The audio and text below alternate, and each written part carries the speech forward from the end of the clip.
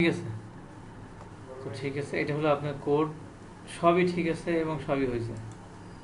HTML এই যে এখানে সিলেক্ট করতেছি, ঠিকই ওর প্যারেন্ট মানে কি কয়, হ্যাঁ, ওপেনিং এবং লিখতে পারতাম। ক্লোজিং, ওপেনিং এবং ক্লোজিং এটা ঠিক আছে, হেড ট্যাগটা ঠিক আছে, এখানে টাইটেল ট্যাগ ঠিক আছে, তারপরে বডি ট্যাগ ঠিক আছে, সেন্টার ট্যাগের শুধু এইটা একটা পিছনে গেছে। এক ধাপ আগে ছিল, এখন ঠিক আছে।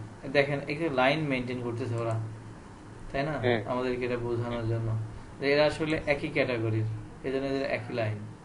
এটা একটা চাইল্ড, এটা একটা চাইল্ড, আর টেক্সট এইটা ঠিক আছে।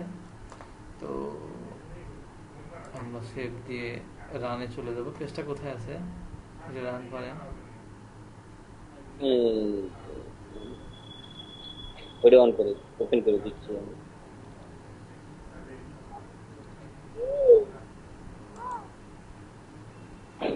এই যে, দেখতে পেয়েছেন?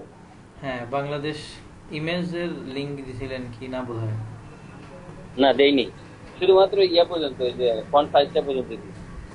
আচ্ছা, এখন আমরা এই যে এখানে স্টাইলটা দিলাম, হ্যাঁ, আর এই স্টাইল যে দিলাম এটাকে ইনলাইন সিএসএস বলে।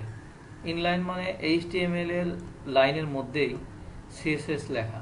সিএসএস আলাদা একটা ল্যাঙ্গুয়েজ, বাট জি, সিএসএসটা আসলে কি, ক্যাসকেডিং স্টাইল শিট।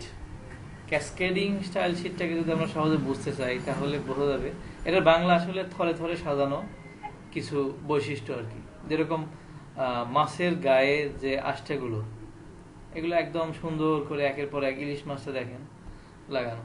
আসলে একটা পেজ যখন আমরা ডিজাইন করি, তো পেজের কিছু থাকে মানে তার কন্টেন্ট বা এই ট্যাগ যেগুলোকে আবার কিছু কি দিতে হয়, বৈশিষ্ট্য দিতে হয়। তো এই বৈশিষ্ট্যগুলো দেওয়া হয় এই সিএসএস দিয়ে। তো এখন হ্যালো, হ্যালো, শুনতে পাচ্ছেন? Hello, hello,